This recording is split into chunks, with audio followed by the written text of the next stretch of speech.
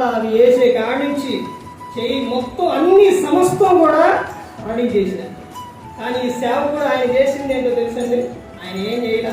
ఆయన ఏమన్నా కారులో వచ్చిండు, ఆ తర్వాత అక్కడ మాట్లాడారు, మళ్ళీ ఆయన తీసుకొని చర్చి కాడికి వెళ్ళారు, అక్కడ పోయారు. అక్కడ కానీ ప్రతి ఒక్కటి మొత్తం చూసుకుంది ఎవరేనంటే సంఘమే. మరి వచ్చిన సేవకులకు దూరం నుంచి వచ్చే సేవకుల వరకే ఇతరుల ఖర్చు ఆయనే ఇచ్చారు. ఇప్పుడు ఆయన నాకు తెలుసు, నాకు ఎప్పటి నుంచో తెలుసు, ఎక్కడ అయినా సపోర్ట్ కానీ లేకపోతే జాబ్ కానీ లేకపోతే ఇవేవి కూడా లేదు. మరి సేవకులకు ట్రావెల్ ఖర్చు ఎలా ఇచ్చిండు? ఎలా ఇచ్చారంటే సంఘ సపోర్ట్.